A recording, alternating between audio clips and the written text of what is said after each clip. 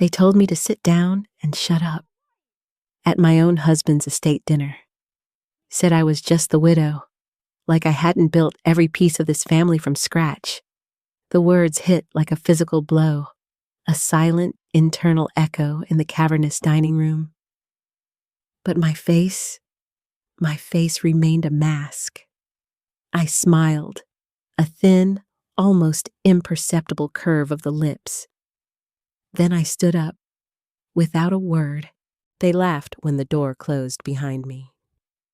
I heard it, a muffled ripple of condescension. The kind of laughter that tastes of privilege and entitlement, seasoned with a dash of cruelty.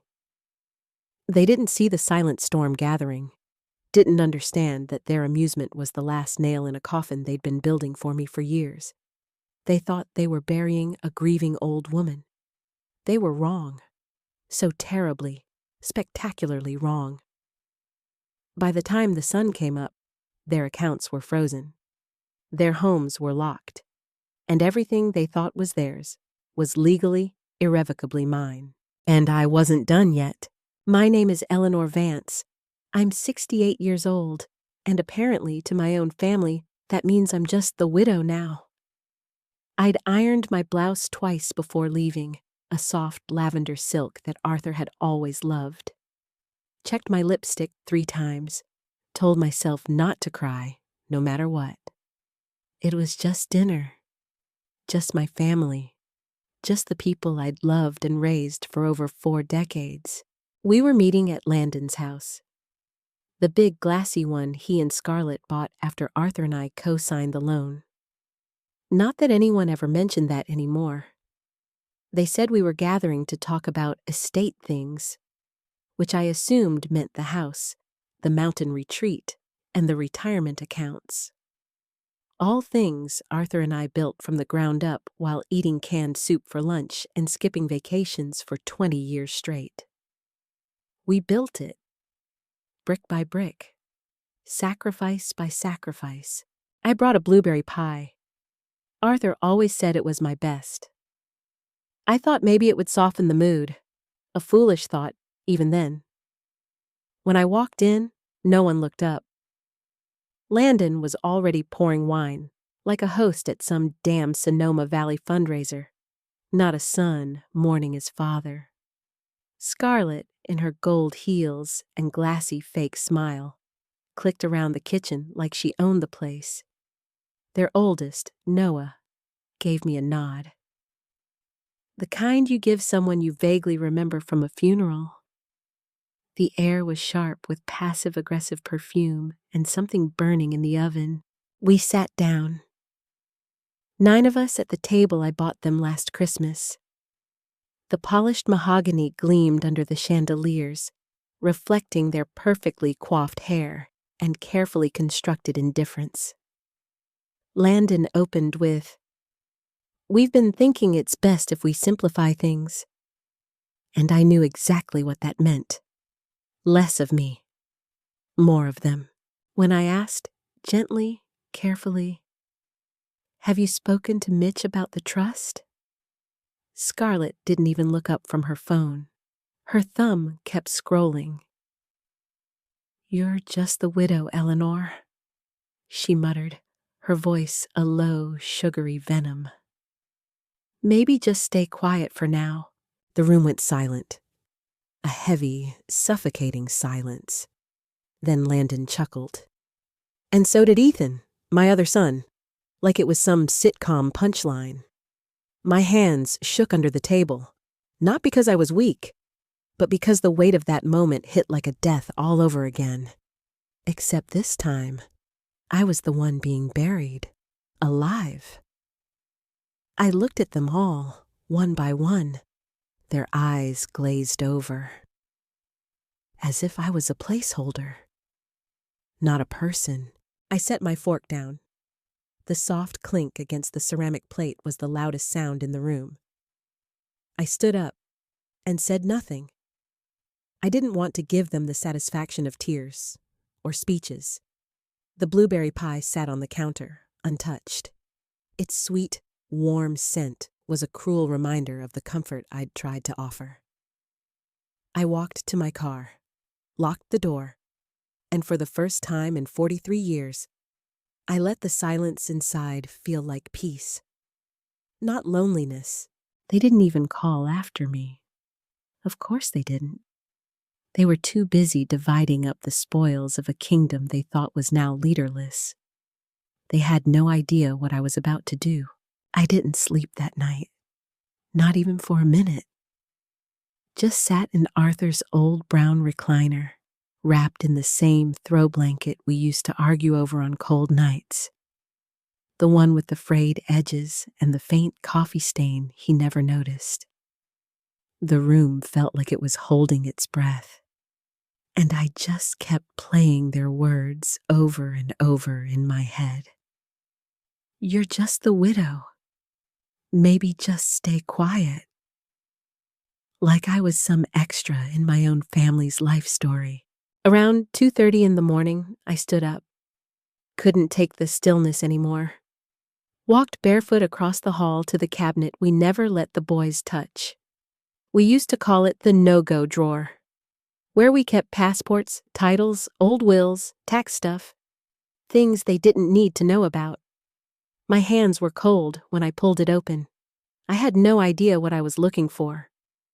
Maybe a reminder that I still had a place in this family, that Arthur hadn't left me completely defenseless. I pushed aside the familiar papers, the insurance stuff, birth certificates, an old photo of us in Montana, young and laughing, before the weight of responsibility had settled on our shoulders. And that's when I saw it, a thick white envelope, wedged in the back, labeled in Arthur's neat handwriting with one word, Eleanor. I stared at it like it might disappear. Arthur wasn't the type to leave sentimental notes. He showed love by making sure the tires were rotated and the gutters didn't clog. Not through letters. I opened it slowly, my hands already shaking. Inside was a single page of notebook paper and a stack of clipped documents behind it. The letter said, "If you're reading this, something's already gone wrong. I wanted to tell you sooner, but I knew if I did, you'd try to fix it instead of protect yourself. The boys, they're not bad, but they're selfish. And Scarlett, she's worse. I saw it happening the moment I got sick. I made some changes. Everything is in your name, house, accounts, the mountain retreat. You have full authority, power of attorney. They don't know. Don't feel bad for using it. Don't let them shame you into silence. And if they ever try to take what's yours, burn it all down." I sat there, frozen, the weight of it sinking in. I had no idea he'd done this.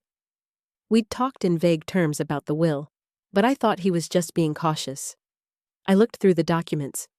Official, notarized, sealed with Mitch Thorne's stamp. Everything legal and binding. There were terms outlined that I barely understood at the time. Financial control clauses, ownership restructuring and transfer of assets, effective immediately upon death. It was all there. Arthur had rewritten everything 8 months before he passed. During a time I thought we were just going to doctor's visits and trying new medications. He had done it quietly, with total clarity. Probably after seeing Landon sniffing around his business records. And Scarlett asking those strange, smiling questions about next steps. I could practically hear Arthur's voice telling me to stay sharp, to stop underestimating my own power. I made tea, just to keep my hands busy, even though I didn't drink it.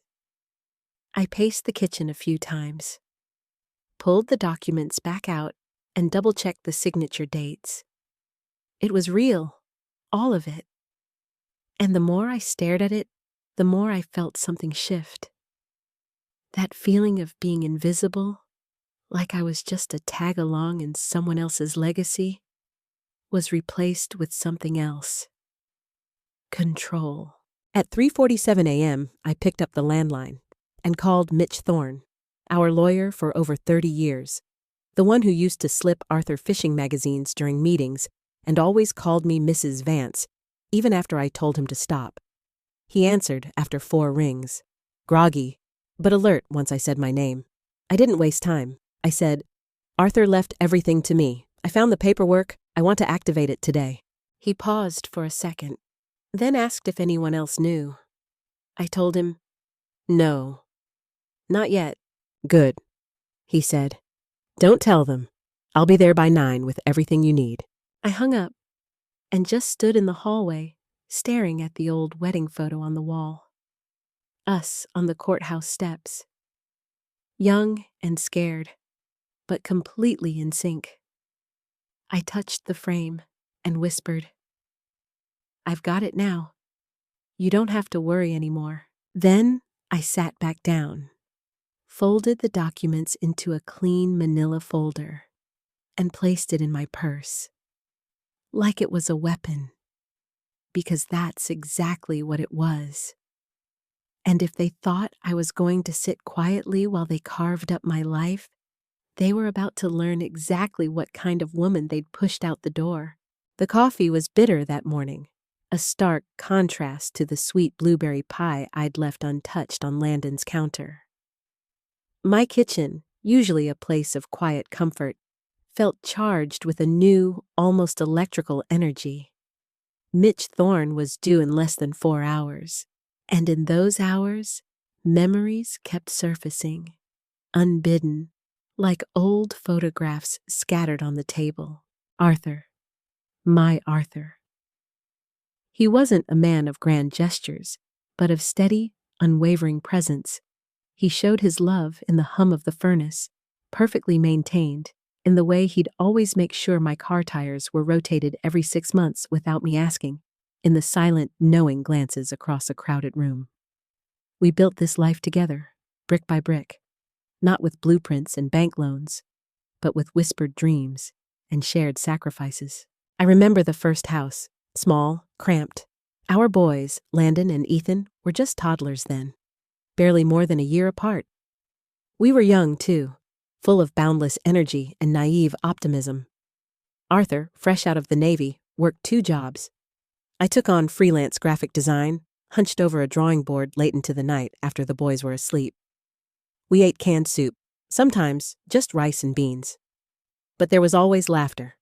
Always. Landon, even as a little boy, had a certain flair. He was the charismatic one, quick with a smile, always charming his way into extra cookies. Ethan was quieter, more observant. He watched. Always watched.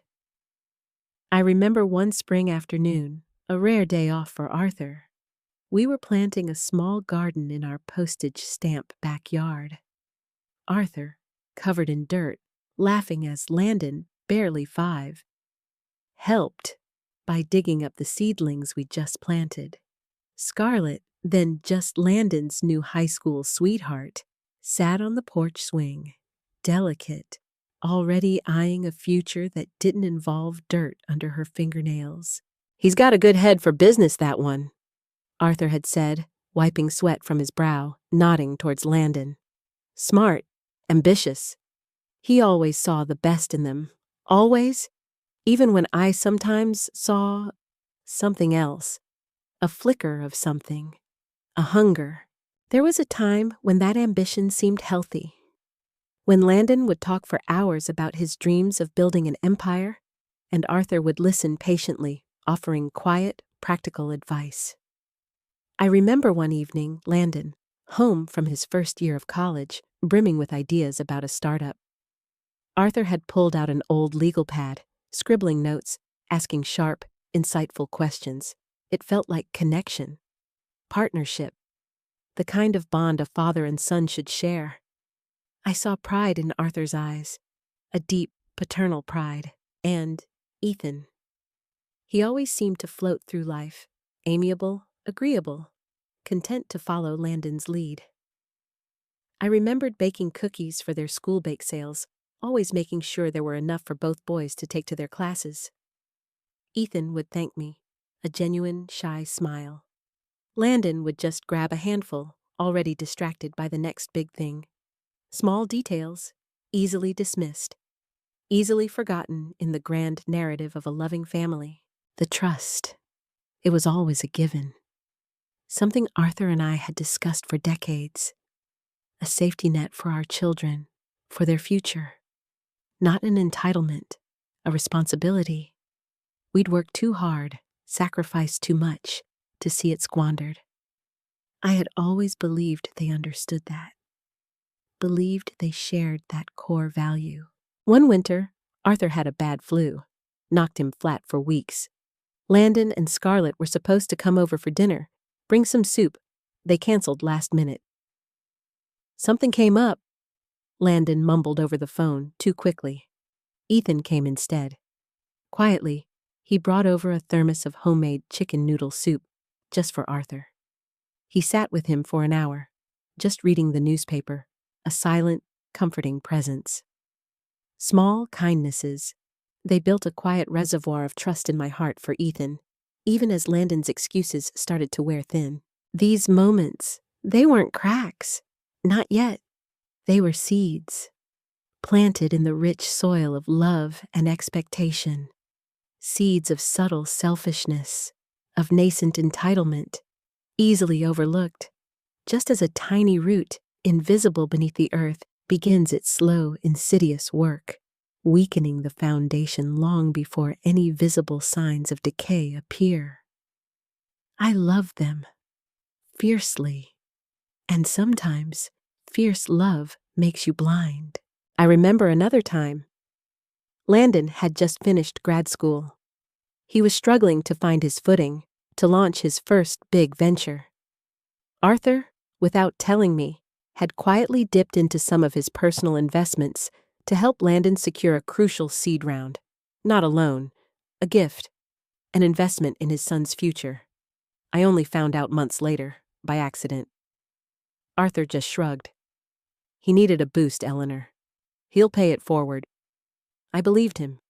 We both believed in Landon. Believed in his potential. Believed in his gratitude. That belief, it was a beautiful thing. A fragile, exquisite bloom, ready to be crushed. The kitchen hummed with the ghosts of laughter. Sunlight, thin and pale, spilled across the counter where the untouched blueberry pie had sat just hours ago. Now, only the scent of strong coffee lingered. My mind drifted back, not to the sharp sting of betrayal, but to the blossoming of a trust that, in hindsight, felt almost painfully naive. Arthur and I, we weren't just partners in life. We were architects of a dream. We wanted to build something lasting, something solid for our boys. We saw their successes as our own, their happiness as our ultimate reward. And for a long time, it truly felt that way. The bloom, it was vivid, intoxicating. I remember Landon's wedding to Scarlett, a lavish affair far grander than anything Arthur and I could have afforded in our youth. But we wanted them to have it all. Scarlett, draped in white lace, looked radiant, and Landon, beaming, seemed genuinely happy. He had that magnetic charm, a way of making you feel like you were part of something important, something big. "Mom, Dad," he'd said during the reception, his arm around Scarlett. "We wouldn't be here without you. This is all because of your support." His words then felt like pure gold, a confirmation that our sacrifices had truly paved their way. Arthur was especially proud of Landon's ascent in the tech world. He'd meticulously followed every investment, every merger, every new venture. He'd even invested a significant portion of his own savings into Landon's fledgling company, not for profit, but out of unwavering belief. "He's going to be a titan, Eleanor," Arthur would say, his eyes shining with paternal adoration. "He's got that fire." I saw the fire too then, a hungry, ambitious flame. I just didn't see how it could burn us. Scarlett, she seamlessly integrated herself into our family, or so it seemed.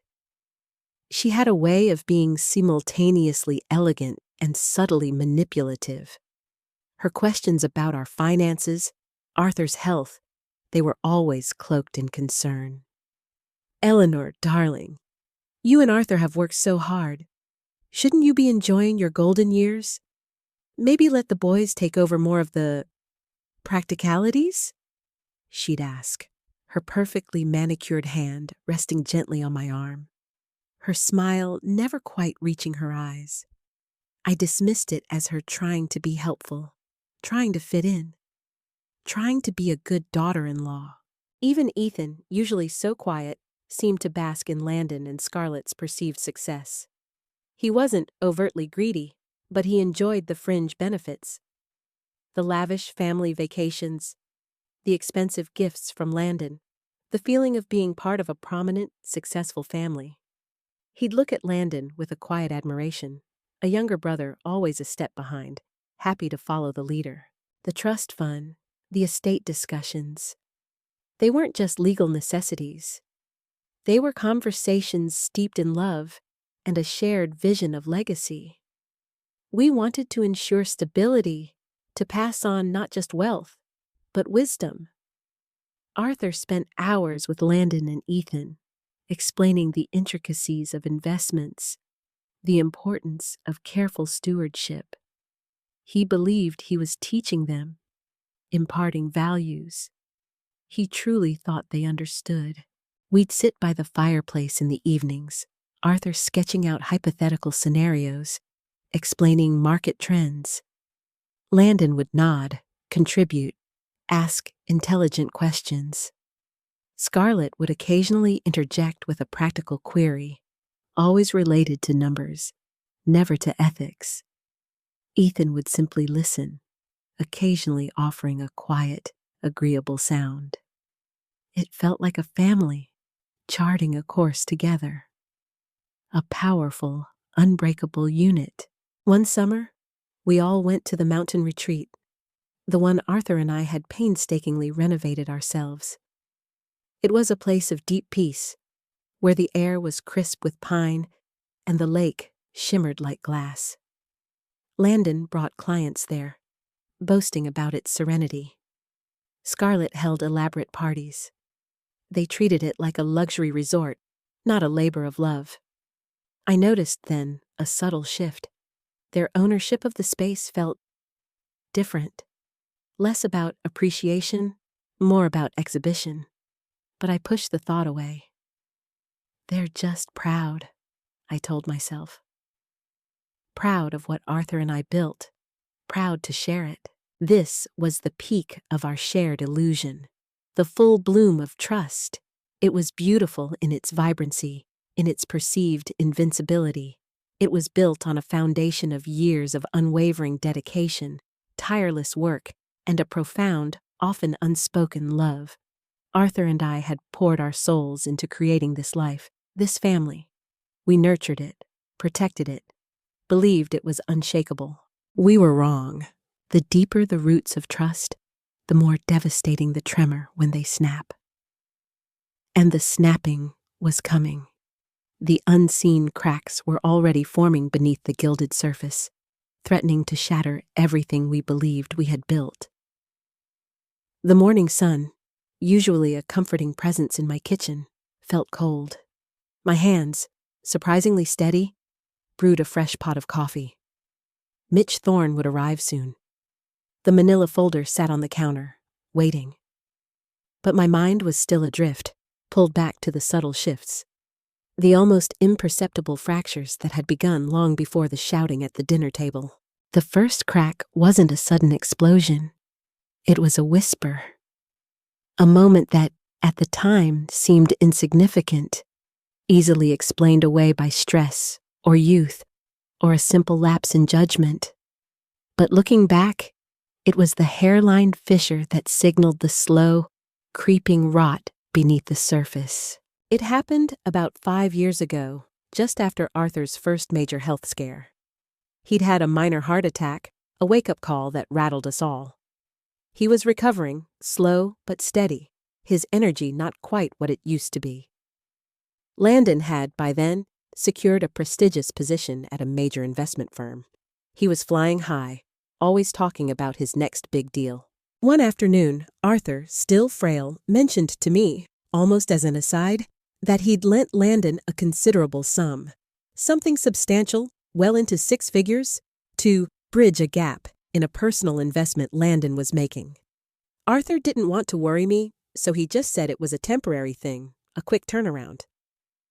"He'll pay it back, Eleanor. He's good for it. Just needed a little liquidity." I remember a faint prickle of unease. Arthur was always meticulous with money, careful to a fault. Lending such a large sum without a formal agreement, or even a casual mention to me beforehand, felt uncharacteristic. But it was Landon, our son, and Arthur trusted him implicitly. So I pushed the discomfort down. "It's family," I told myself. Family helps each other. A few months passed. Arthur's health improved, but the subject of Landon's loan never came up again. Not from Landon, and not from Arthur. I finally, gently, broached it with Arthur one evening. "Did Landon repay you for that investment?" I asked, trying to sound casual. Arthur paused. His gaze drifted to the window, to the distant trees. A silence stretched between us, longer than it should have been. "Oh, that," he said finally, his voice a little too light. "It's complicated. There were some unforeseen market fluctuations. He's working on it." A knot tightened in my stomach. Unforeseen market fluctuations? Arthur, who could predict market shifts with uncanny accuracy, sounding so vague? It didn't add up. It felt like a dodge, a carefully constructed deflection. But I didn't press. I couldn't bring myself to challenge Arthur's unwavering faith in our son. Or maybe I didn't want to shatter my own. That was the first crack. The first time I saw Arthur, the rock of our family, shield his son from my questions. The first time I felt a tremor of doubt about Landon's character, not his ambition. It wasn't just about the money. It was about the lack of transparency, the subtle deception. It was a small thing, easily overlooked, a tiny lie draped in the guise of financial complexity, but it chipped away at the foundation of absolute trust. It introduced a subtle, insidious question. What else was being hidden? Another instance followed, smaller, but equally telling. Scarlett, with her innate ability to always be in the know, started asking oddly specific questions about Arthur's will. "Arthur, darling," she'd purr, bringing him a cup of herbal tea. "You've worked so hard for so long. Have you considered setting up a specific fund for Noah's education? You know, separate from the main trust. Just to simplify things, of course." Arthur, ever the gentleman, would nod, listen patiently, and change the subject. But Scarlett would persist, her questions becoming more frequent, more pointed. She was like a skilled surgeon, probing for weaknesses, for openings.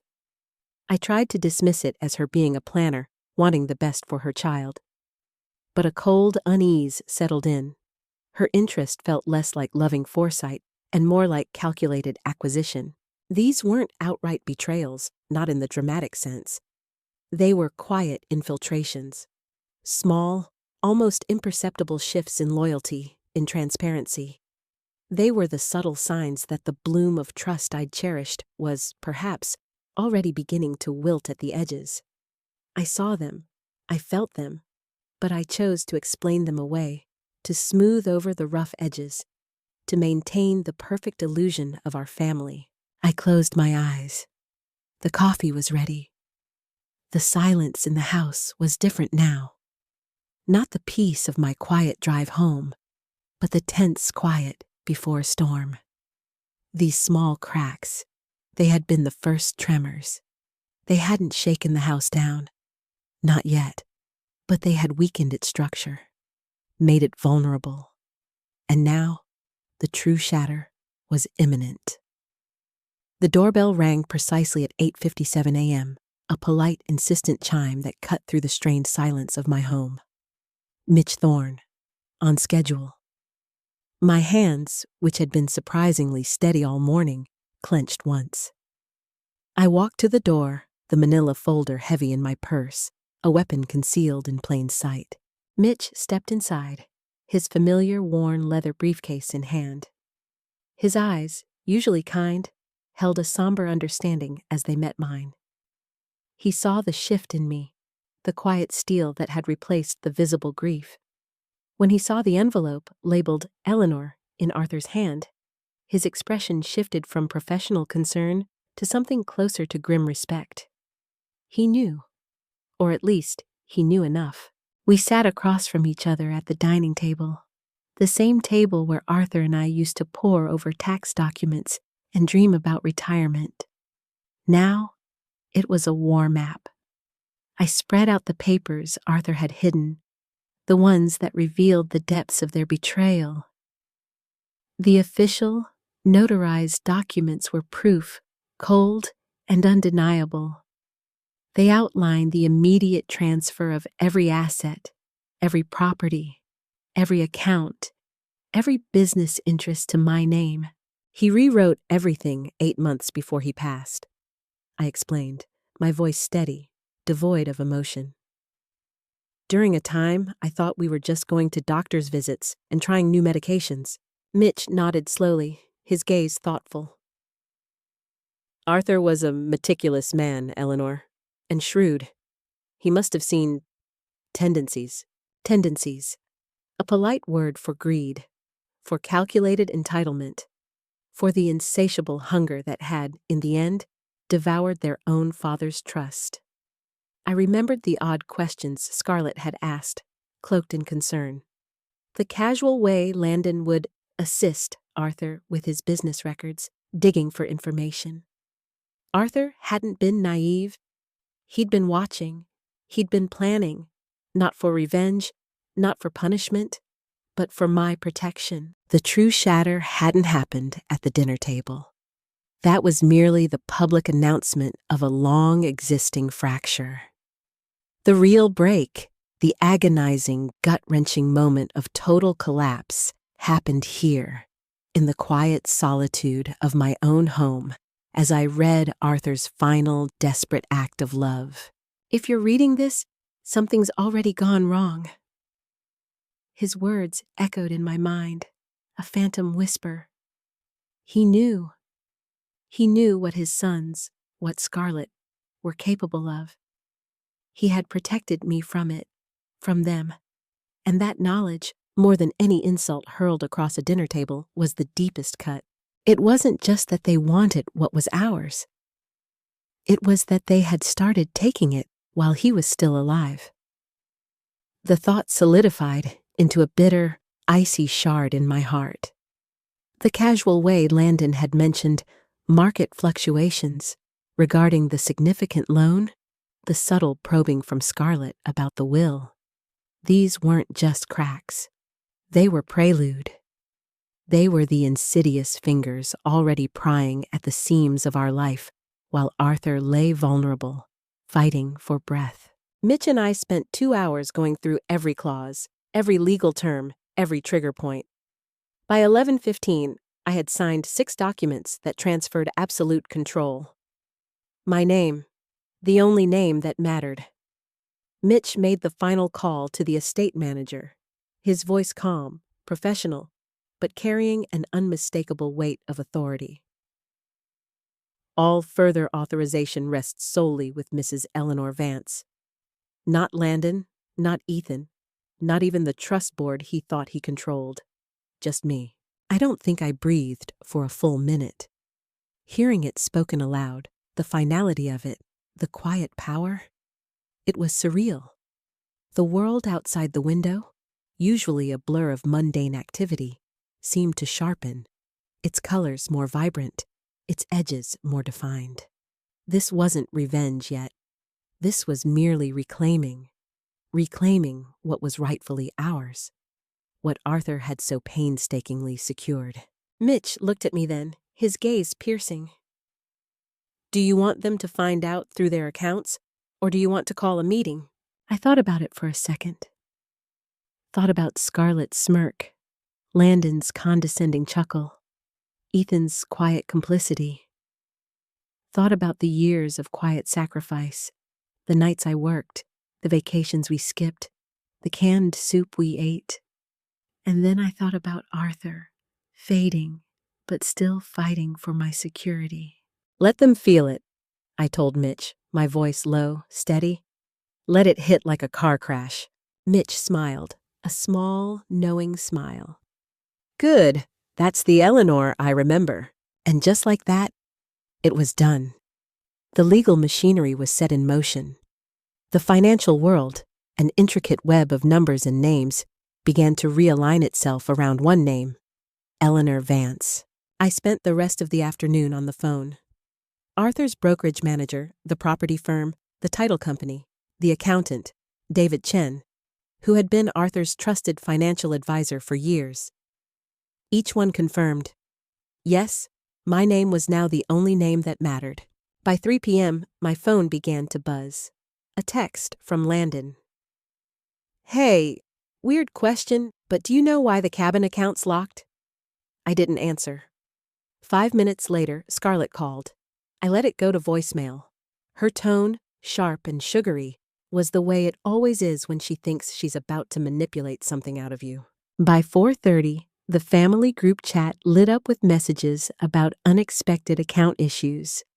And Ethan, who rarely says anything at all, finally sent, "Did someone change the access on Mom's end?" That's when I knew. The panic had started. They hadn't even begun to realize what I'd done yet, but the tremor had hit, and the aftershocks were coming. I waited until 5:05, just as I knew they'd all be back at Landon's for another strategy dinner. Another session of dividing their spoils. I walked up the stone path, the manila folder in my hands, and knocked on the door, like I was just there to drop off a casserole. Landon opened it, confused, irritated, his fake smile barely holding up. I walked in, set the folder on the counter, and said, "You all might want to sit down." They didn't, of course. Scarlett leaned against the counter, arms crossed, her eyes narrowed. Ethan stayed in the hallway like he might back out at any moment. I opened the folder slowly, laid out the documents, and said, "This is the new estate plan. Everything is under my name. Everything." There was silence. Not the shocked kind, but the arrogant kind. The kind that thinks it's about to outsmart you. Landon snorted. "You can't just move money around without the trust's board." I looked him dead in the face. "There is no trust board. Arthur dissolved it last year. You didn't read the fine print." Scarlett stepped forward, trying to scan the papers with her long, perfectly manicured nails. Her practiced smile was gone, replaced by a sneer. "There's no way this is binding." That's when I handed her the final document, the notarized copy with Mitch Thorne's signature and date stamp. She froze. I took one slow step back and said, "This isn't a negotiation. This is a notification. And as of this morning, you have no legal claim to any of it." No one moved. No one spoke. It was the first time in years that room had been quiet while I stood in it. I turned to leave, paused at the door, and added, "The next time you want to discuss my future, you'll need an appointment." I didn't slam the door, didn't make a speech, didn't cry. I just walked away and left them standing in the house Arthur and I paid for, choking on the control they thought they had. The shatter was complete, and a new, colder resolve settled deep in my bones. The silence in my own home that night was a different kind of heavy. Not the simmering anger that had filled Landon's house, but a vast, aching emptiness that seeped into every corner, every shadow.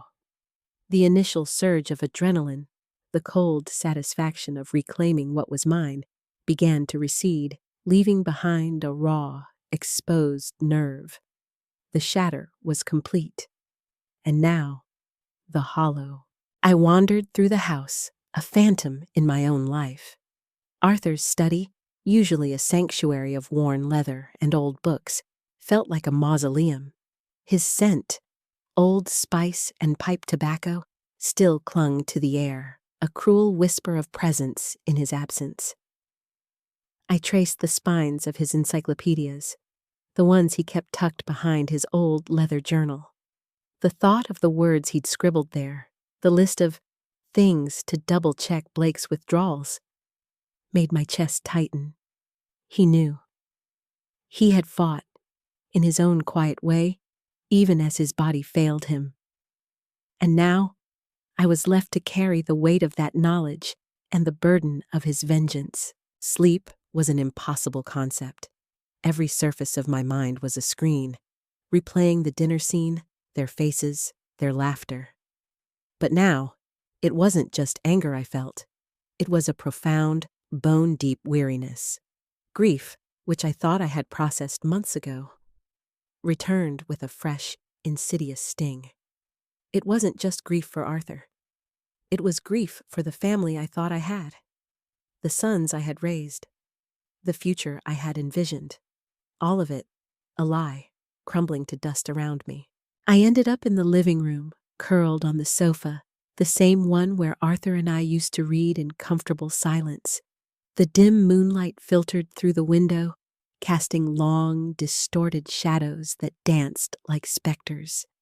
My mind raced, fragmented thoughts tumbling over each other. Just the widow. Quiet now. They didn't even call after you. The words, their words, were a poison, seeping into the deepest crevices of my self-worth. They had not only stolen from Arthur and me financially, they had attempted to steal my very identity, to reduce me to a docile, grieving figurehead, a placeholder. And the insidious part was, for a moment, I had almost let them. The fear of loneliness, the ingrained desire to keep the peace, to preserve the facade of a loving family, had almost made me swallow their contempt. My stomach churned, a dull ache gnawing at me. Food felt foreign, tasteless. Days blurred into a monotonous cycle of sleepless nights and hollow days. I moved through my routine like a robot, mechanically brewing coffee, staring out the window, occasionally answering the phone for Mitch Thorne or David Chen. Their professional voices a distant hum against the cacophony of my internal turmoil. I started to question everything. Was I wrong to feel this anger? Was this revenge truly justice? Or was it just another form of self-destruction? Burn it all down, Arthur had written. Had he known the cost? Had he foreseen this emptiness that would follow the act of burning? A sharp, almost physical pain lanced through my chest. Not a heart attack, but something deeper. The realization that their betrayal had not just stolen my peace, but had forced me to confront a darkness within myself. The cold calculation I had felt, the grim satisfaction of watching their panic. Was that truly me? Or was it a reflection of the very malice I was fighting against? The house, once a haven, felt like a cage. Every object, every photograph, seemed to mock me with memories of a past that no longer existed. My sons. Landon, with his quick charm and ambitious eyes. Ethan, quiet and seemingly gentle. I remembered holding them as infants, their tiny hands clutching my finger. The overwhelming rush of maternal love. How could those innocent beginnings have led to this? To them trying to bury me. To me, in turn, orchestrating their financial ruin. The line between victim and aggressor blurred. I was fighting for what was mine, yes, for Arthur's legacy. But I was also wielding power, absolute and devastating. And in the quiet hours of the night, alone in the hollow of my grief and rage, I feared what I might become. The silence, no longer a peace, but a vast, echoing void where only the bitter taste of truth remained. The hollow had deepened, threatening to consume me entirely. Days bled into nights, marked only by the shifting light outside my window and the relentless churn of my thoughts. I moved like a ghost, navigating rooms that felt both intimately familiar and chillingly alien. The question of why they had done it, why my own sons, why Scarlet, gnawed at me. And in the dark, the fear that their greed had infected me, transforming me into a colder, more ruthless version of myself, felt almost unbearable. Then, a flicker. A whisper that wasn't a memory of their scorn, but of Arthur's quiet strength. It was late one night, or perhaps early morning. The hours had lost all meaning. I was in Arthur's study again, not looking at his journal, but simply sitting in his old leather armchair. The scent of him a faint comfort. My gaze fell upon a small, framed photograph on his desk. It was an old one, taken years ago, of Arthur standing by the lake at our mountain retreat. He was holding a fishing rod, but he wasn't looking at the water. He was looking up at the distant peaks, a serene, almost defiant expression on his face. He always said that place gave him perspective, reminded him of what truly mattered. And then I remembered a conversation we'd had just weeks before he died. He was weak, barely able to speak above a whisper.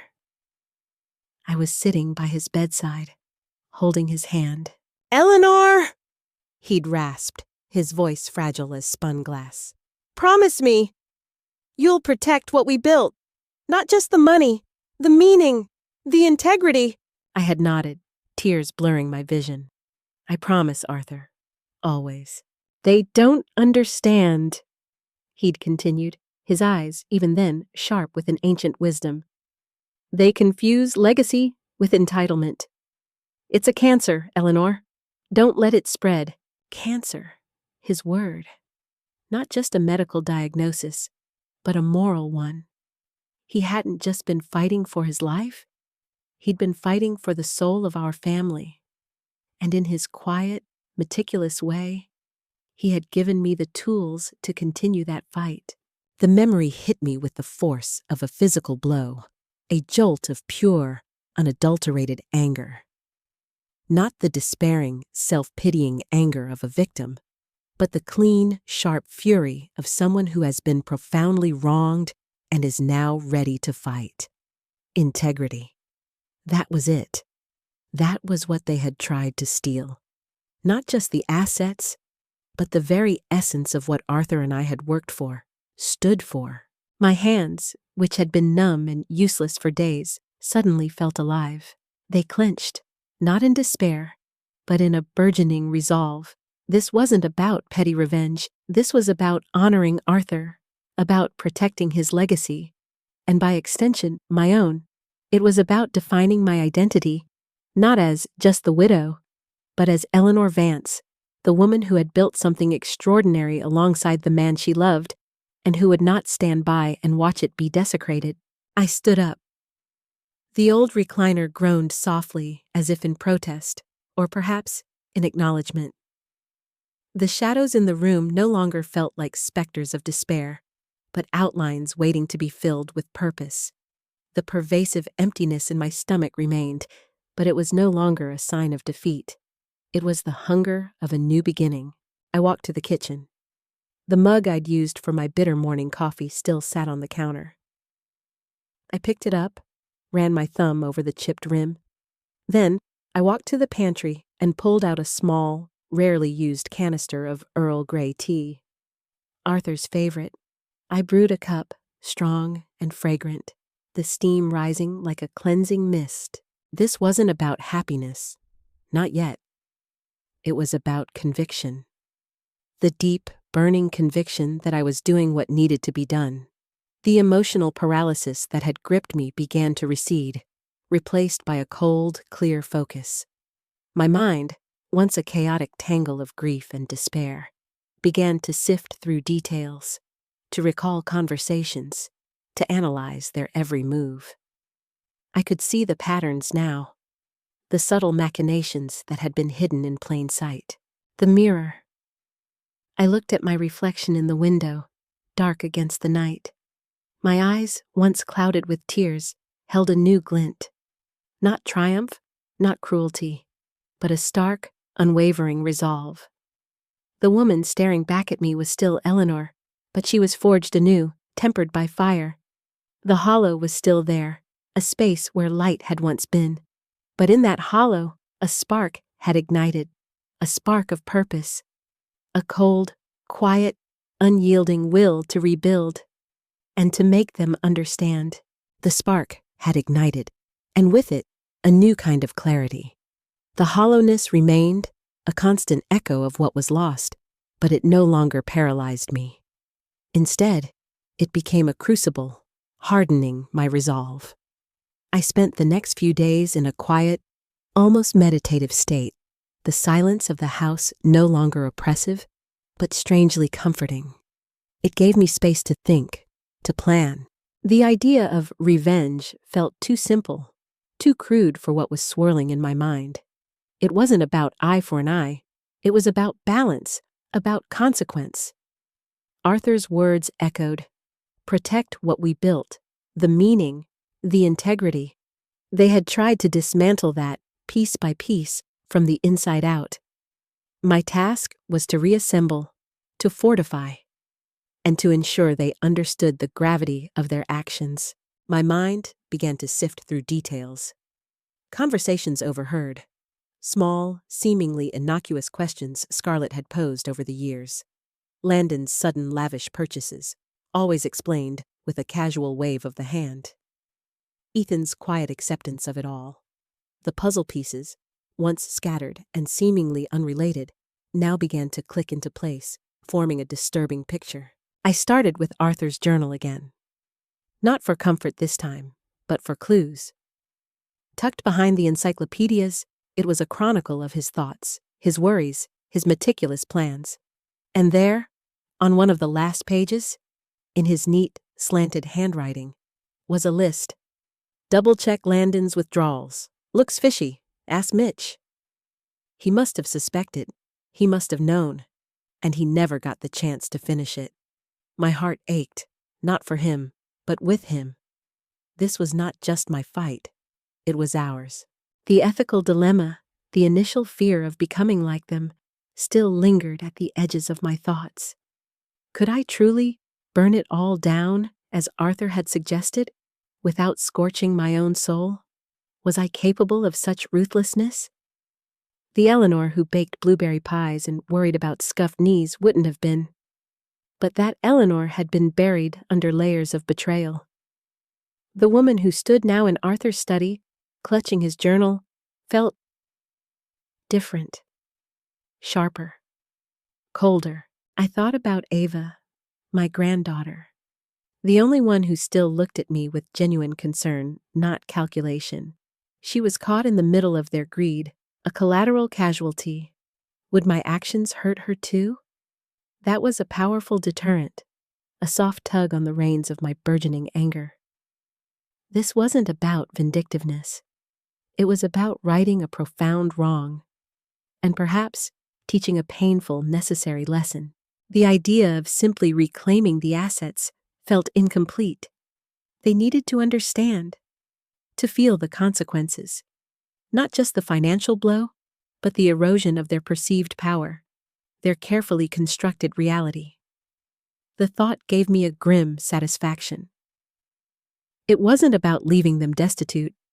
Arthur's will had secured my future, and I wasn't a monster. It was about dismantling the arrogance that had allowed them to believe they could exploit love and loyalty without repercussion.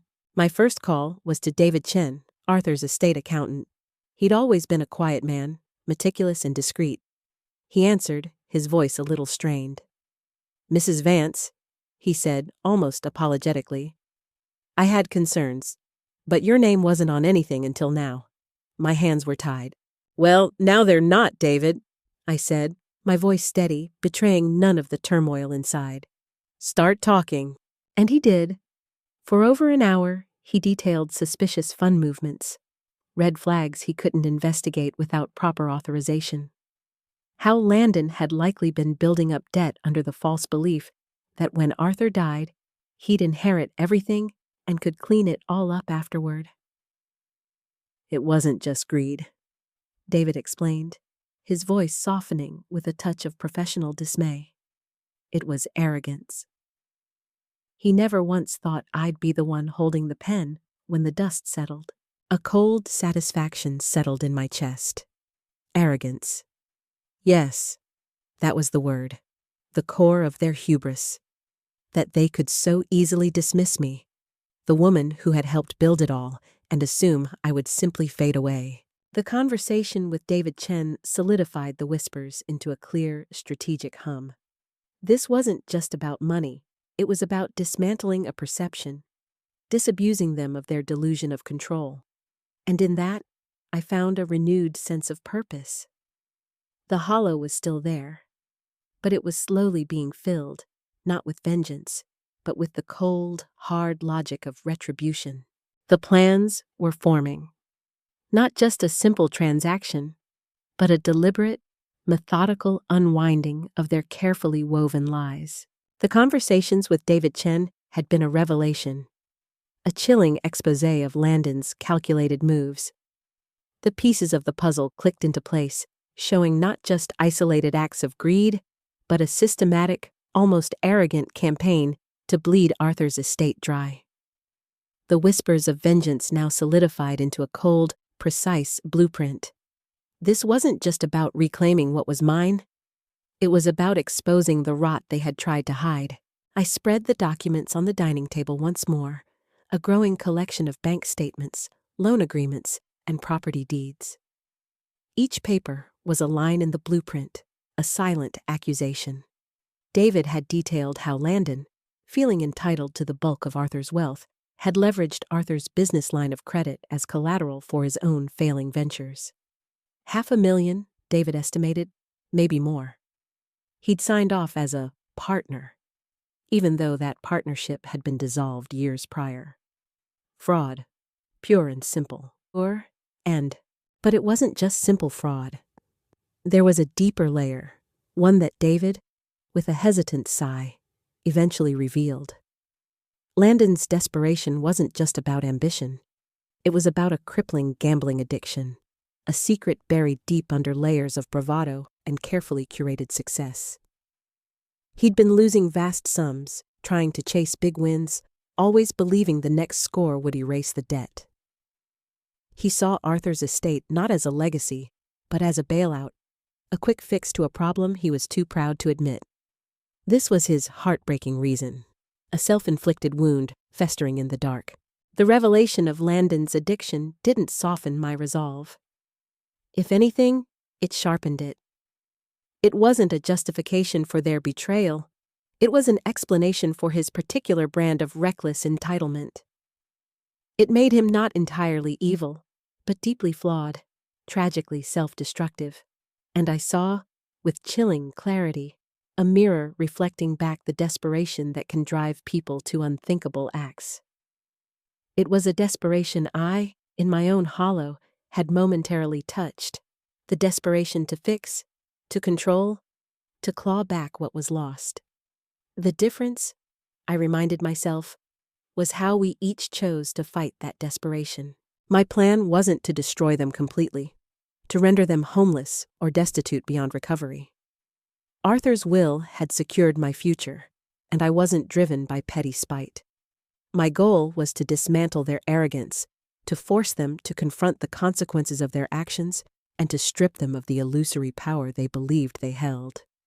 It was a surgical strike, designed to leave a lasting impression. The first step was to continue the financial strangulation. Landon's illegal equity, the funds he'd pilfered, they would be drained. Scarlett's spending habits, her reliance on Landon's ill-gotten gains, her credit would be curtailed. Ethan's complacency, his quiet enjoyment of the benefits without questioning the source, he would feel the loss of his easy comfort. Next, the reclamation of physical assets. The lake house Landon flaunted on Instagram, the downtown condo Ethan secretly rented out, even the luxury SUV Scarlett drove. All legally mine, they would be systematically repossessed or sold. Not for the money, but for the stark, public humiliation of it. Finally, the legal repercussions. Mitch Thorne would handle the forgery charges against Scarlett for the psychiatric evaluation attempt. This wasn't just a slap on the wrist. It was a criminal act, a desperate, cowardly attempt to undermine my legal standing. She needed to understand the line she had crossed. And Landon, while not facing immediate criminal charges from me, would feel the tightening noose of financial investigations. I created a new folder, thick with detailed notes. Firewood, I labeled it, a grim humor in the name.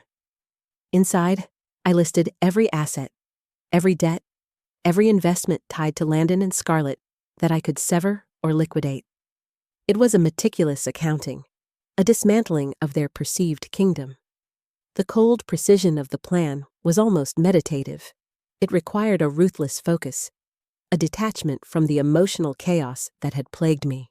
The internal conflict was a low thrum beneath the surface. Was this still Eleanor? The woman who valued family above all else?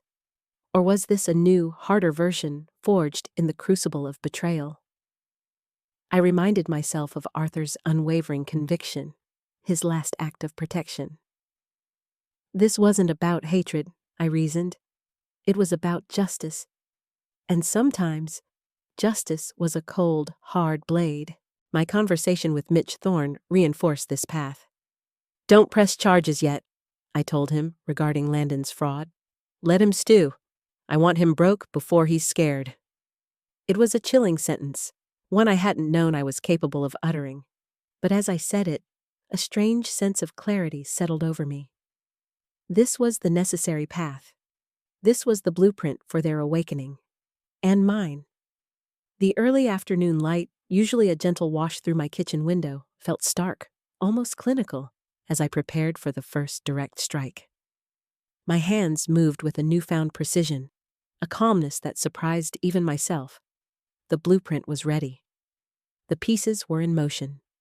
Now, it was time for them to feel the tremor. I was making coffee when Landon's first text came in. "Hey, weird question, but do you know why the cabin account's locked?" His tone was casual, attempting to feign confusion, but I could almost hear the frantic edge beneath the words. I didn't answer. 5 minutes later, Scarlett called. I let it go to voicemail.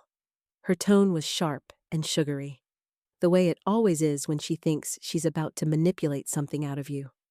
Her voice, usually a weapon of charm, now sounded brittle, already cracking. By 4:30, the family group chat lit up with a barrage of panicked messages. "Unexpected account issues. Is anyone else having trouble with the business accounts?" And then Ethan, who rarely says anything at all, finally sent, "Did someone change the access on Mom's end?" That's when I knew the panic had truly begun. They hadn't even begun to realize what I'd done yet, the full scope of the dismantling. But the tremor had hit, and the aftershocks were coming. This wasn't about money for me anymore. It was about the jolt of cold reality I was about to deliver. I waited until 5:05, just as I knew they'd all be back at Landon's for another strategy dinner. Another session of dividing their spoils, of planning their next moves without me, just the widow. I walked up the stone path to their polished front door, the manila folder from Mitch Thorne, labeled Firewood, held loosely in my hand. It felt like a small, unassuming thing, yet it held the power to ignite everything. I knocked, a soft, deliberate rap. Landon opened it, his face a mixture of confusion and irritation. His fake smile, usually so effortless, was barely holding up. He was probably expecting some minor issue, a clerical error I could clear up with a phone call. He didn't know he was opening the door to his own unraveling. I walked in without waiting for an invitation, the familiar grandeur of their home now feeling like a hollow monument to their arrogance. I set the folder on the gleaming counter, its plain manila stark against the marble. "You all might want to sit down," I said, my voice calm, level, betraying none of the steel beneath. They didn't, of course. Scarlett leaned against the counter with her arms crossed, her eyes narrowed, already assessing, calculating. Ethan stayed in the hallway, hovering like he might back out at any moment. a quiet shadow against the dramatic tension filling the room. They still thought they held the power, that this was just a minor inconvenience, a blip in their carefully constructed narrative. I opened the folder slowly. Every movement was deliberate, weighted with consequence.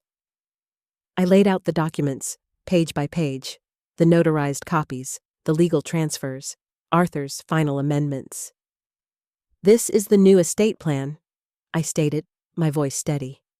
"Everything is under my name. Everything." There was a silence. Not the stunned kind, but the arrogant kind.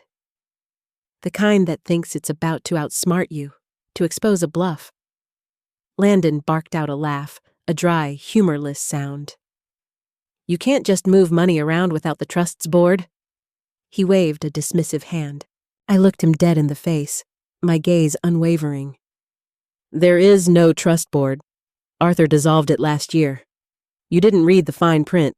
Scarlett stepped forward, her two long, perfectly manicured nails tapping impatiently on the counter. Her practiced smile momentarily faltered, replaced by a flicker of genuine alarm. "There's no way this is binding." Her voice was high-pitched, a desperate edge beginning to creep in. That's when I handed her the final document, the one with Mitch Thorne's undeniable signature and the official date stamp, the one that confirmed the dissolution of the trust, the comprehensive transfer of all assets, the legal finality of it all. She took it, her fingers trembling slightly, and her eyes scanned the page, wide with disbelief. She froze. The color drained from her face. I took one slow step back, allowing the full weight of the revelation to settle upon them. My voice dropped, becoming a quiet, chilling whisper. This isn't a negotiation.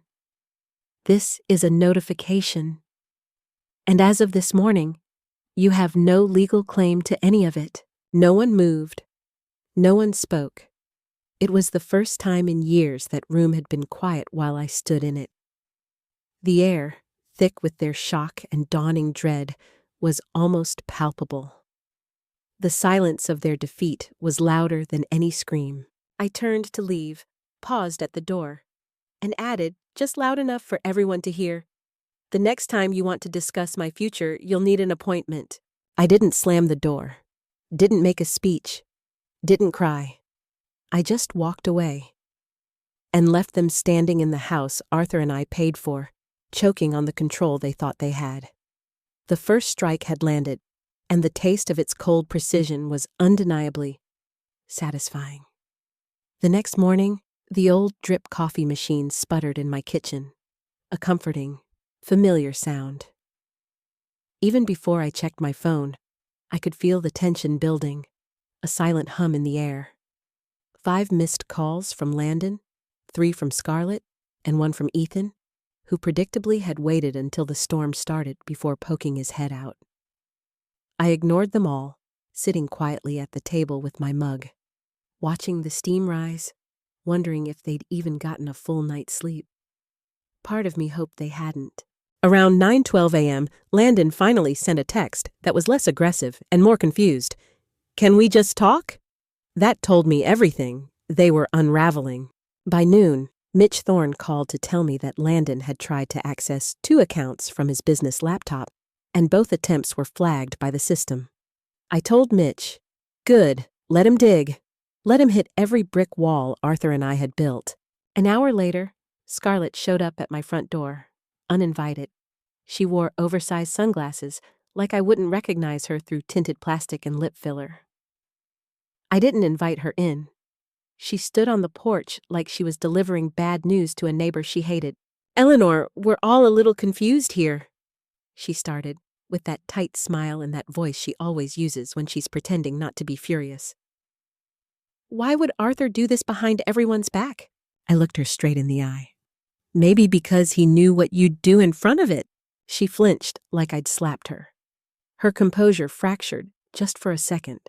I added, "You should leave. This is trespassing." She tried to throw out some passive threat about lawyers, but I closed the door before she finished. The click of the lock was a small, satisfying sound. 10 minutes later, Ethan called. His voice was low, like he didn't want his wife to hear him. "Mom, I didn't know about any of this. I thought the trust was just automatic. I didn't even know Scarlett and Landon were pushing for control." I could hear the guilt, or maybe just the fear of being cut off. I didn't soften. "You had every chance to ask me directly, Ethan. You didn't. That silence is your signature." He didn't respond. Just hung up. The silence on the line was deafening. That night, I cooked myself dinner for one. Roasted chicken, garlic mashed potatoes, green beans with lemon. I was done eating scraps while others feasted off my sacrifices. As I was pouring a glass of wine, the landline rang again. This time, it was Ava, Landon, and Scarlett's 17-year-old daughter.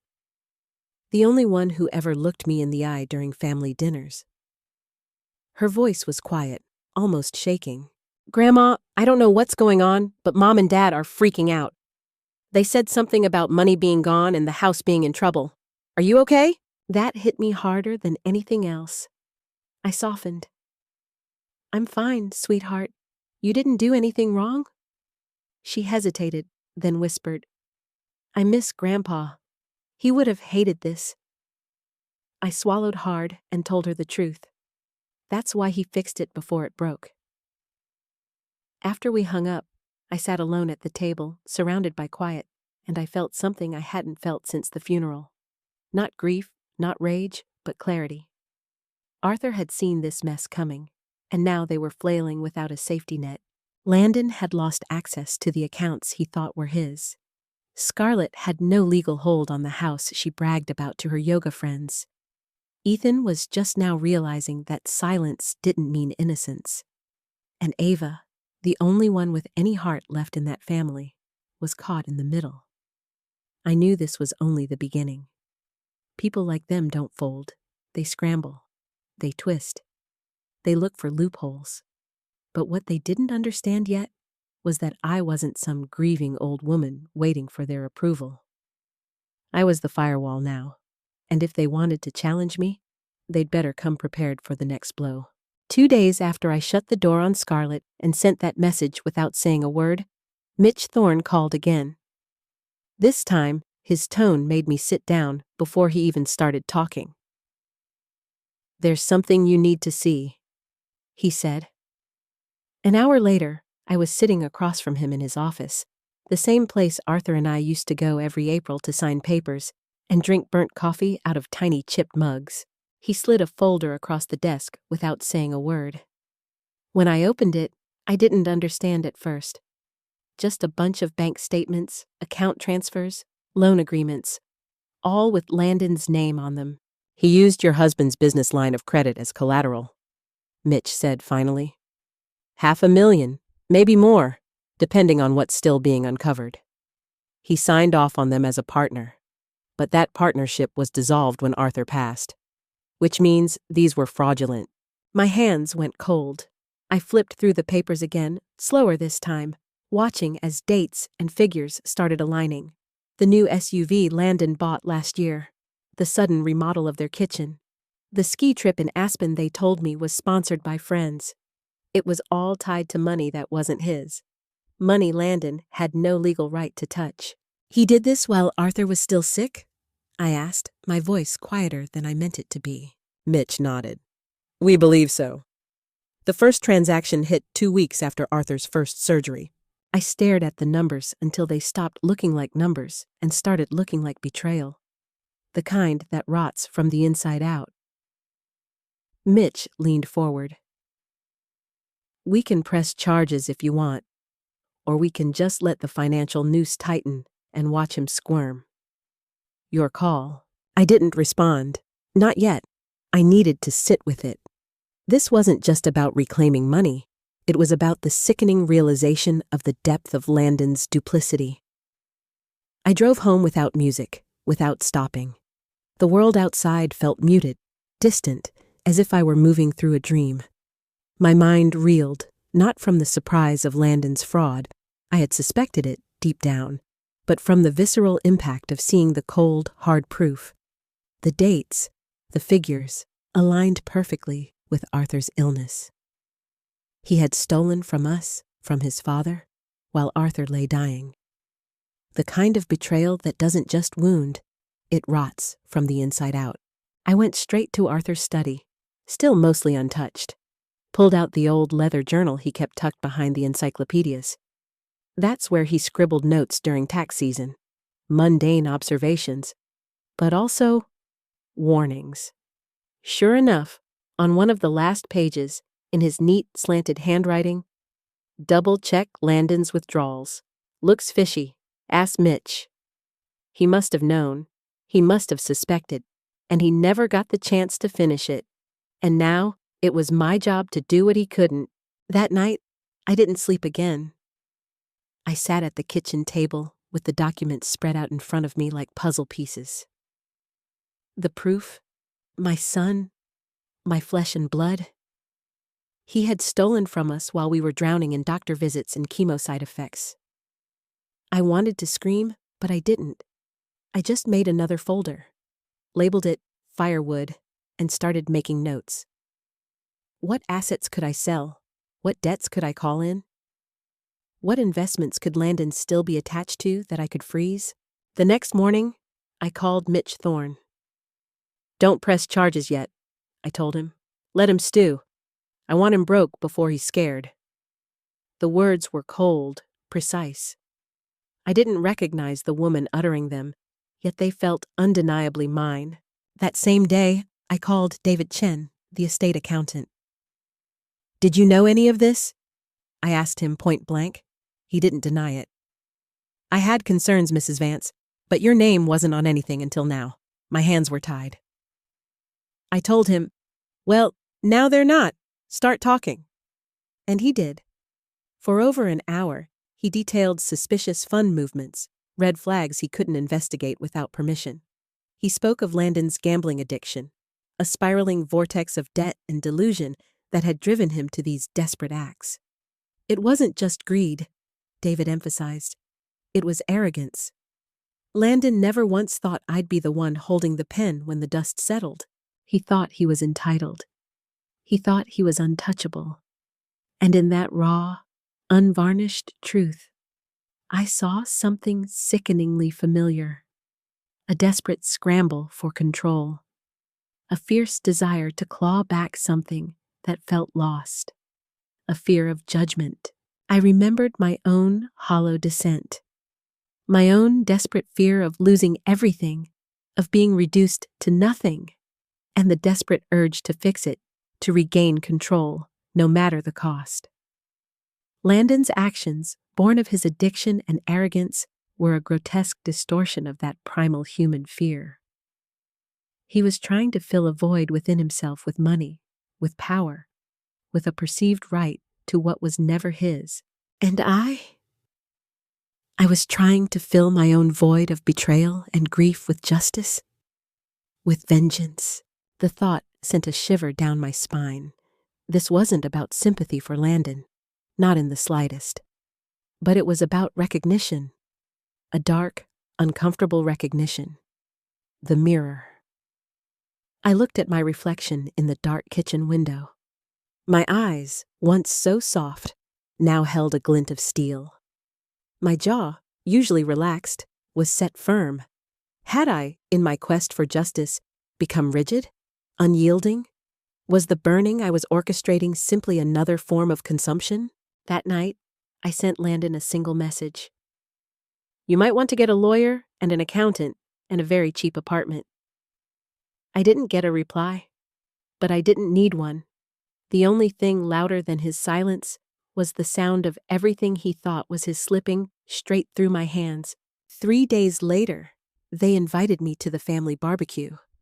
Like nothing had happened. Like we hadn't flipped the family tree upside down and shaken all the rotten pieces to the ground. While every instinct in me said to stay home and let them eat their lies in peace, I showed up, because sometimes silence isn't power. Showing your face is. I wore the pearl earrings Arthur gave me for our 30th anniversary, and brought a bottle of red wine I knew none of them could afford now. When I walked into the backyard, the whole thing looked staged, fake as hell. Plastic tablecloths, forced smiles, music just loud enough to avoid real conversation. Scarlett was wearing white, like she was trying to prove something. Landon was behind the grill, pretending to be a provider, flipping burgers like the world wasn't burning under his feet. Ethan nodded at me awkwardly, like he wasn't sure if he should be mad or relieved. I didn't wait long. I walked right up to the picnic table, dropped the firewood folder on it, and said, "We need to talk. Now." Scarlett rolled her eyes. Landon muttered something under his breath. Ethan reached for a beer like a kid trying to avoid a fight. I opened the folder and laid out the documents. The loan fraud, the forged partnership extension, the fund transfers, everything. "This is what Landon did while your father was dying," I said flatly, without raising my voice. "Because people don't forget what you say. They remember how calm you were when you said it." Landon barked out a laugh. "This is ridiculous! That's not even—" But I cut him off. "It's not a guess. It's notarized, confirmed, and the only reason you're not in jail right now is because I'm giving you one last chance to own it." Scarlett stepped forward, voice shrill and shaky. "This is a setup! He didn't steal anything! Arthur would have told us!" I turned to her slowly, my eyes level. "Arthur saw it. He just didn't trust you to fix it." For the first time, she had nothing to say. Ava, who'd been sitting quietly near the fence, looked at me with wide eyes, like she was finally seeing the cracks in everything she'd been told to believe. I turned back to Landon. "You'll start signing things over today. The vehicles, the cabin furniture, the business inventory. You don't get to enjoy the pieces of what you tried to destroy." Landon clenched his jaw, chest heaving. "You're going to burn the whole family down over some paperwork." I leaned in slightly. "No, you did that when you stole from your father's grave." That shut him up. I turned, walked toward the back gate, and heard someone, probably Scarlett, mutter, "You're bitter. That's all you are. A bitter old woman who couldn't let go." I stopped, didn't turn around, and said, just loud enough for everyone to hear, "No, I'm the woman who paid for this entire yard, and I just decided you're not invited back into it." Then I walked through the gate and didn't look back. The confrontation was brutal, and in Landon's eyes, I hadn't just seen defeat.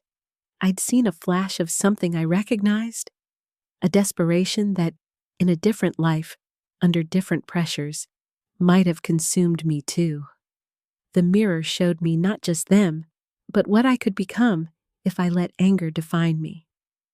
The next step couldn't be about further destruction. It had to be about rebuilding. When I got home after the barbecue, I poured myself a glass of that red wine I'd brought, the one they couldn't afford. I sat on the porch, watching the sun sink behind the trees, painting the sky in bruised purples and fiery oranges. How was it possible to feel grief and power at the same time? I wasn't happy, but I was free. And freedom, it turns out, tastes a hell of a lot better than forced smiles and stolen money. The confrontation at Landon's house had been a crucible. Seeing Landon's desperation, Scarlett's raw panic, Ethan's silent fear. It was brutal, yes, but it was also illuminating. In that moment, stripped of their carefully constructed facades, they were just human, flawed, desperate. And in that desperation, I saw a distorted echo of my own initial fear, my own hollow. The mirror hadn't just shown me them, it had shown me the edges of myself, the potential for ruthlessness that could, if unchecked, consume me just as their greed had consumed them. This wasn't about sympathy for their plight. Not at all. They had brought this upon themselves. But it was about understanding. Understanding that anger, left unchecked, could corrode the soul. And understanding that true liberation wasn't just about reclaiming assets. It was about reclaiming my own peace. The following Monday, I met with the real estate attorney. I gave him the list of properties Arthur and I still legally owned. The lake house Landon bragged about on Instagram. The downtown condo Ethan had been secretly renting out for under-the-table cash. Even the SUV Scarlett used to drive Ava to school in, calling it a gift from Landon's hard work, when in reality, the lease had Arthur's signature on it, and now, legally, mine. I signed the sale orders one by one. No hesitation, no ceremony, just clean, cold signatures that felt like removing tumors from the body of a family that had stopped functioning years ago. The lawyer asked if I wanted to notify them personally or let the paperwork speak for itself. They didn't invite me into the room when they thought they were dividing the kingdom, I said. I'm not giving them a stage now that it's collapsing. By Friday, Landon's business account had been drained of illegal equity. Scarlett's credit cards were declined at a boutique in Greenwich, and Ethan called me, sounding breathless, asking if the building manager was serious about terminating his lease. Yes, I said, and the next person living there will pay rent like the rest of the world. Scarlett, of course, didn't go down quietly. She showed up again, this time red-faced, screaming at my front steps like a banshee in designer heels, demanding answers, threatening to expose me for elder abuse, even though I was standing there with better posture, better legal footing, and frankly, better skin than she had, despite all the injectables. I didn't open the door. I didn't speak. I just stood there behind the window with the blinds slightly cracked and watched her unravel until she gave up and stormed off. It was a pathetic display, the final desperate flailing of someone who had truly believed herself untouchable. The next morning, I had a locksmith change the locks at the cabin. The day after that, the SUV was picked up from Landon's driveway mid-brunch, while his neighbors watched from behind their hedges. I wasn't doing this for revenge anymore. I was doing it to reclaim what was mine. What Arthur and I built brick by brick while the rest of them watched from the sidelines and waited for the inheritance buffet to open. Ava texted me that night. Dad is losing it. They're talking about moving in with Aunt Brenda. Is this permanent? I stared at the screen for a minute before replying, actions are permanent. So are consequences. She didn't respond, but I saw her typing and stopping a few times, like she wanted to say more. I understood. She was stuck between the people who raised her and the truth they never wanted her to see. That night, I slept better than I had in months. No dreams, no tossing. Just a deep quiet that settled in my bones like peace finally punching through the noise. When I woke up, I had a new email from the estate's financial advisor confirming that every major asset had been reclaimed, liquidated, or reassigned. The message ended with one sentence I couldn't stop rereading. You now hold 100% control. And for the first time since Arthur died, I actually believed it. I was halfway through my morning toast when the doorbell rang. Before I could even reach the front window to peek, I saw a white envelope slide under the door. No return address. Just my name printed in shaky handwriting. At first, I thought it might be from Ava, something handwritten she didn't want to send by text. But when I opened it, what fell out stopped me cold. A copy of a psychiatric recommendation form, unsigned, but marked with an aggressive red highlighter around the words, Capacity Evaluation Recommended. I knew what it was immediately. I'd seen enough of Arthur's legal briefs over the years to recognize a setup when I saw one. Someone, and I didn't need a second to guess who, was trying to file paperwork to challenge my control of the estate under the claim that I was mentally unfit. I held the page between my fingers and didn't feel fear. Just this cold, slow, burning insult. Like they'd finally run out of courage and were resorting to cowardice. That afternoon, I drove to Mitch Thorne's office and dropped the envelope on his desk without a word. He glanced through it, eyebrows lifting slowly. They actually went this route, he said. That's bold. I nodded once. Trace it, I said. I want to know who ordered the evaluation, who wrote it, and who forged that access." 2 days later, Mitch called me back, his voice as sharp as I'd ever heard it. It was Scarlett. She approached a notary who owed her a favor and tried to backdate the file. "We've got emails." One of the assistants turned it over voluntarily. Apparently, she didn't like being asked to commit a felony on a Sunday morning. I said, "Press charges." He said, "Already in motion." That evening, a county sheriff's vehicle pulled into Landon's driveway while they were loading groceries into the back of a borrowed sedan. The neighbors came out like flies to sugar. Scarlett screamed and shouted and sobbed like someone who'd rehearsed it 1,000 times, but it didn't stop them from cuffing her on the sidewalk and reading her the charges. Forgery, fraud, attempted abuse of the court system. Landon tried to intervene, but the deputy shut him down instantly with a hand on his chest. I wasn't there to see it, but Ava told me later. She said it quietly, like she was ashamed to know them. "She tried to say it was your fault," Ava whispered. "But nobody believed her. Not even Dad." I told Ava, "Some people don't break. They rot from the inside until there's nothing left but noise." She didn't say anything after that, but I could hear her breathing on the line, and for once, it felt like maybe someone in that house saw through the curtain. That night, I poured a drink, opened the old photo album Arthur used to flip through when he missed the boys, and stared at their toddler faces. Not because I missed them, not in the same way, but because I needed to remind myself that I had loved them once. You don't do what I did out of pure hatred. You do it because you were the only one who remembered how much was sacrificed to build it all. And if protecting that meant sending one of them to jail, so be it. Scarlett had bet everything on the idea that I'd fold, that I'd feel embarrassed or weak or too old to fight. She didn't realize I stopped being afraid the day they told me to sit quietly, like a shadow in a room I paid for. Now, I was done being polite, and this time, I was going to finish the job. The reconciliation with self wasn't about forgiveness for them. It was about acceptance of the woman I had become, the choices I had made, and the strength I had found in the wreckage. The courthouse hearing for Scarlett's arraignment was short and brutal, just like the damage she tried to cause. I didn't even bother attending. Mitch Thorne sent me a message afterward with 3 words that said it all. "She took a deal." I didn't need details. I knew Scarlett would never risk trial, not with digital records tied to her personal email and witness statements from the notary's assistant who gave a sworn deposition in exchange for immunity.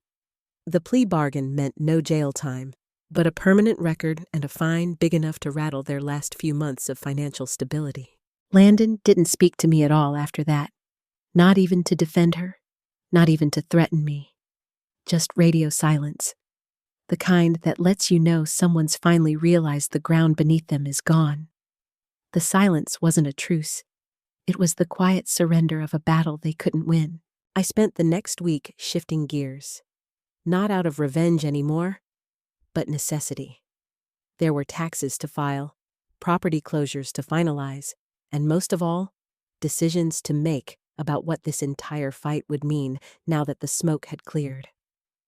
I wasn't going to hold on to every asset like a dragon hoarding gold. That had never been the point. I just wanted what was mine, and what Arthur and I built to be protected from rot. So I called David Chen, the estate accountant. I told him to transfer ownership of the smaller house outside town, the one with the porch swing and the yellow shutters Arthur always said reminded him of his grandma's place, into Ava's name. She hadn't asked for it. She didn't expect it. But she was the only one in that whole family who never tried to play me, never looked away when things got hard. And I wanted her to have something that couldn't be twisted or clawed back. She cried when I told her. Not the performative kind either. Just soft and shocked, like it broke something loose in her she'd been holding too tightly. "I don't deserve this," she said, and I told her, "You do, because you didn't pretend." It was a moment of quiet, unexpected grace, a small, tender shoots of new growth amidst the scorched earth. That same week, I started working with a nonprofit consultant to launch the Arthur Vance Second Chance Fund, a grant program for widowed women over 60 who'd been pushed aside, shut out of financial decisions, or left holding the scraps after their husbands passed. I didn't want a plaque or a ceremony. I just wanted something that lasted longer than pain. Something that healed.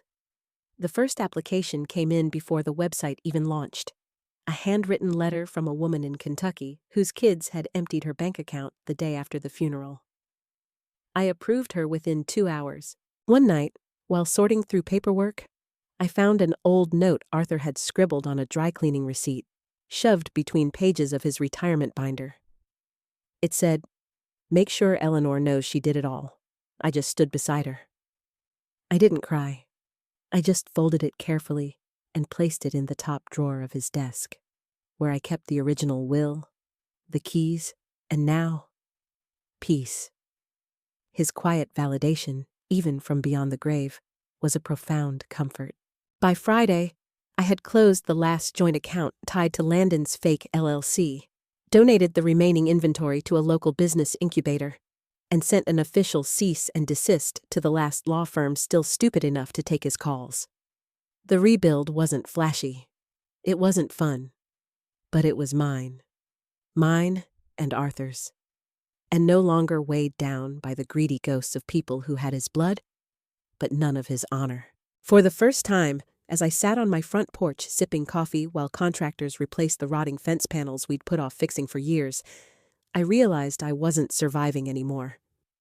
I was rebuilding from the ashes. And I was doing it on my own damn terms. The scar was still there, of course, a faint, silver line across my heart, a permanent reminder of betrayal and loss. But it no longer festered. It was a healed wound, a testament to what I had endured and what I had overcome. It wasn't until I stood in front of that long, polished table again, the same one they told me to sit quietly at just weeks earlier, that I realized how far I'd come and how far they'd fallen. Not one part of me felt guilty about it. Landon had sent the invitation himself, though he worded it like a casual get-together. Some nonsense about reconnecting and resetting, like this was a technical error or a family glitch we could patch over with burgers and forced apologies. I didn't go to forgive anyone. I went because sometimes the people who try to erase you need to see you standing at full height, no longer asking for permission to exist. Scarlett wasn't there. Part of her deal with the state involved staying away from me for at least 6 months. Ethan hovered in the background like he wanted to say something, but didn't know how to start. Ava sat next to me, her hands folded in her lap, calm and watchful, like she was finally learning how to be still in a room full of smoke. Landon stood at the head of the table like it was still his house, still his legacy. But even he looked smaller now, thinner, drained, like he'd finally stopped believing his own story. He started with some practiced line about how families go through storms and weather things differently. But I wasn't interested in his script. I set down my glass, looked at every single person in the room, and said, "This isn't a storm, it's the consequence. And every one of you wrote it." You could hear a pin drop. No one reached for their water. No one fidgeted. Landon opened his mouth, maybe to defend himself or throw one more excuse into the fire. But I cut him off with a raised hand. "You told me I was just the widow, that I should sit quietly. But I wasn't quiet when I built this family. I wasn't quiet when I kept it alive. And I sure as hell won't be quiet now that I've taken it back." I paused long enough to let that land, then added, "This table, this room, I own them, legally, emotionally, structurally. You're guests here, and remember that." I stood up without waiting for a response. As I walked toward the door, I turned back one last time. "You don't have to like me. You just have to understand that I'm done making myself small so you can feel big." Then I left. Not because I was angry, but because I was finished. Outside, the sky was sharp and clean, The kind of light Arthur used to say was perfect for yard work. As I got into my car, I didn't feel victorious or smug or even proud. I felt settled. I'd fought the fire and walked through it, and now I got to rebuild. Not because someone gave me permission, but because I gave it to myself. And that, more than any revenge or inheritance or title, was the win I never thought I'd get but damn well earned. My life now had a new rhythm. The Arthur Vance Second Chance Fund was growing, a tangible testament to turning pain into purpose. I received letters from women whose lives had been irrevocably changed, women who, like me, had been dismissed and betrayed, now finding their own strength. It was a quiet kind of satisfaction, a profound sense of rightness that resonated deep in my bones. The scar remained, of course, the memory of their words, of Arthur's dying efforts to protect me, of the hollow despair I'd felt. It was all still there. But it was no longer a wound that bled. It was a faint, almost invisible line, a reminder of the battle fought and won, not against them, but against the part of myself that might have surrendered. I wasn't defined by being the widow or the victim or even the avenger. I was Eleanor Vance, a woman who had faced her darkest reflection and emerged with a clearer vision of who she was and who she still wanted to be. The sun was just beginning to unfold its dawn across the horizon, painting the sky in hues of soft pink and gold. A new day, a new life, built on my own terms, and infused with a peace I finally understood.